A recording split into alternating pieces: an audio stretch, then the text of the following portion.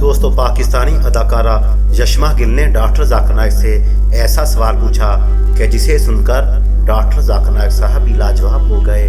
Doctor Zakir Naik کا کہنا تھا کہ مجھے زندگی میں پہلی بار ایسا سوال کسی نے پوچھا۔ اداکارہ یشما گل نے ڈاکٹر ذاکر نائک سے کیا سوال پوچھا اور ڈاکٹر صاحب نے اس کا کیا جواب دیا، یہ ویڈیو آخر تک ضرور دیکھیں۔ السلام علیکم ڈاکٹر ذائق۔ وعلیکم السلام۔ آپ کا نام اور آپ کا پیشہ؟ My name is Yashma Asad Gill and I am an actress. جی ہاں۔ Okay, I know the time is limited, but I really want to address your contribution in my journey. There was a time when I had fallen into the trap of atheism back in the days when I was doing my bachelor's, but alhamdulillah, it was your videos and your lectures that brought me back to my religion and brought my spirituality back to me and my faith back to me. So alhamdulillah for that, and thank you for coming to my country and especially my city. You've been a mentor and you are my, I'm literally shaking right now, I'm so sorry. Okay, so the question is, pardon me if I say anything wrong because my knowledge is limited.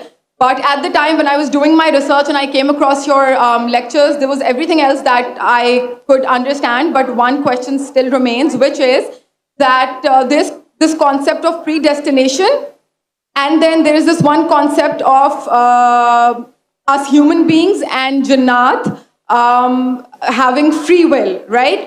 تو اگر سب کچھ پہلے سے لکھ دیا گیا ہے، اگر سب کچھ predestined ہے، تو جو کانسیپٹ ہے کہ اگر ایک چور کہیں پہ چوری کرتا ہے تو وہ تو پہلے سے نہیں لکھ دیا گیا تھا، اس کی اکاؤنٹیبلٹی کیا ہے اس میں فری ول کے حساب سے؟ بہن نے ایک اہم سوال پوچھا ہے اور وہ کہتی ہے کہ پہلے وہ ایکٹریس تھی اور وہ ایتھیزم کے جال میں پھنس گئی تھی اور میرے کیسٹ سننے کے بعد الحمدللہ وہ واپس دین کی طرف رجوع کی اور اللہ سبحانہ و تعالیٰ نے ہدایت دی۔ ان کا مین سوال ہے کہ قدر کے بارے میں۔ میں آپ کو مبارکباد دینا چاہتا ہوں کہ آپ ایک فلم انڈسٹری سے واپس صحیح راستے پہ آئے۔ بہت مشکل ہے، اگر میڈیا کے جال میں پھنس جاتے تو نکلنا مشکل ہے، لیکن اللہ تعالیٰ کافی لوگ کو ہدایت دے رہا ہے، آپ کو بھی اللہ نے ہدایت دی۔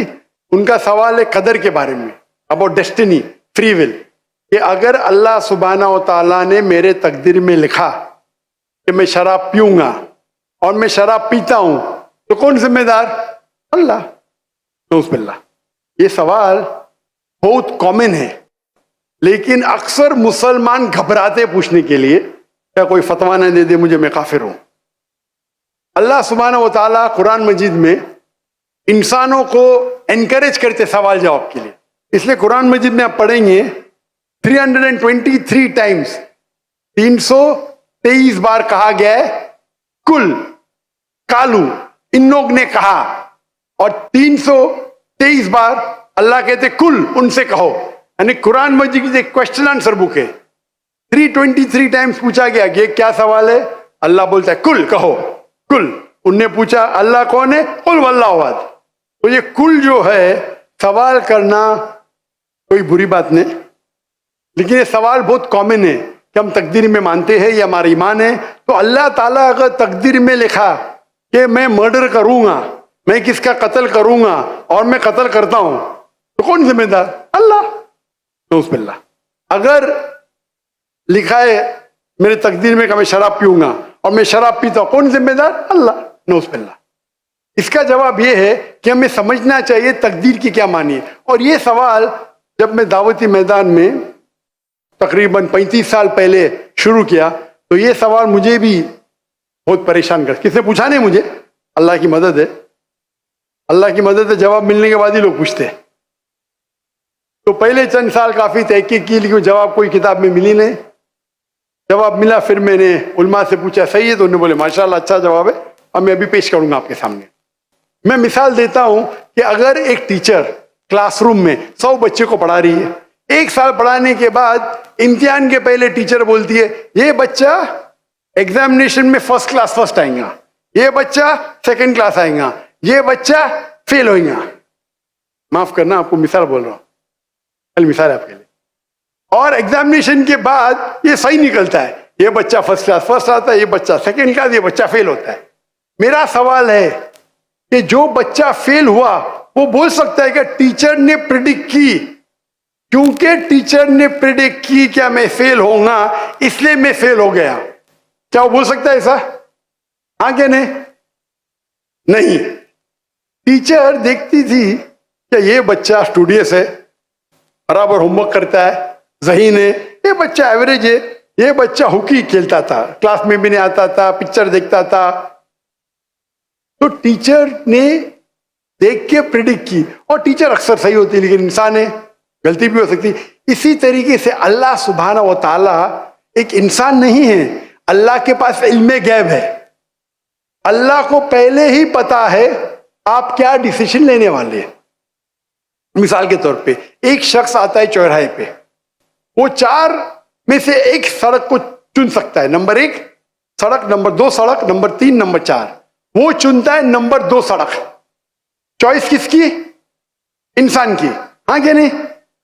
لیکن اللہ سبحانہ و تعالی کو علم غیب ہے کہ 5 تاریخ کو اکتوبر کے رات کو 1 بجے 1:15 بجے یہ چوراہے پہ آئیں گا، اس کے پاس 4 چوائس تھے، سڑک نمبر 1، سڑک نمبر 2، سڑک نمبر 3، سڑک نمبر 4۔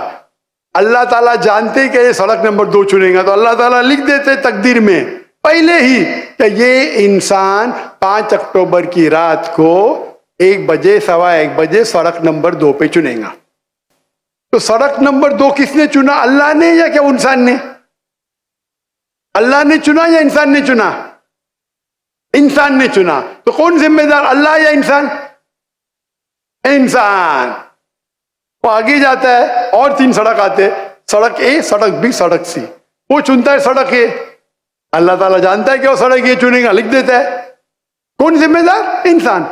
اللہ جانتے ہیں کہ گریجویشن پاس کرنے کے بعد وہ انسان ایمانداری سے کما سکتا ہے یا چیٹنگ کر کے کما سکتا ہے، وہ چیٹنگ کر کے کماتا ہے، اللہ تعالیٰ لکھ دیتے کہ گریجویشن کے بعد یہ انسان کو آپشن نمبر تھا ایمانداری سے کمائے چیٹنگ کر کے کمائے، وہ چیٹنگ کر کے کمائیں گا، ایڈوانس میں لکھتے۔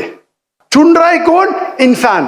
لیکن اللہ تعالیٰ کے پاس علم غیب ہے، تو اللہ تعالیٰ اسی لیے لکھ رہے ہیں کیونکہ وہ جانتے ہیں کہ وہ انسان یہ غلط کام کریں گے، یہ نہیں کہ اللہ لکھتے ہیں اور وہ انسان غلط کام کرتا ہے، کیونکہ وہ انسان غلط کام کرنے والا ہے، اللہ جانتے ہیں، اللہ ایڈوانس میں لکھتے۔ تو کون ذمہ دار؟ انسان۔ تو اللہ کے پاس علم غیب ہے، اور اللہ سبحانہ و تعالی کبھی غلطی نہیں کرتے۔ اللہ نے آپ کو اختیار دیا کہ آپ چوری کر کے زندگی بسر کر سکتے یا ایمانداری سے، آپ ایمانداری سے کرتے، اللہ تعالیٰ لکھ دیتے کہ یہ انسان ایمانداری سے زندگی بسر کرے گا، تو کون ذمہ دار؟ انسان۔ ایک حدیث میں آتا ہے کہ دعا تقدیر کو بدل سکتی ہے، صحیح بات ہے۔ مثال کے طور پہ آپ جاتے ہیں ایگزامینیشن میں، آپ کو پیپر آپ کا بہت خراب جاتا ہے، آپ جانتے ہیں میں فیل ہونے والی ہوں، آپ گھر پہ آ کے دعا کرتے یا اللہ مجھے پاس کر۔ اللہ سبحانہ و تعالیٰ کو پتا ہے کہ آپ ایگزامینیشن میں جانے والے یہ تاریخ کو آپ فیل ہوئی ہیں، اللہ کو یہ بھی پتا ہے کہ آپ گھر پہ آ کے دعا کریں گے، ہاں کہ نہیں؟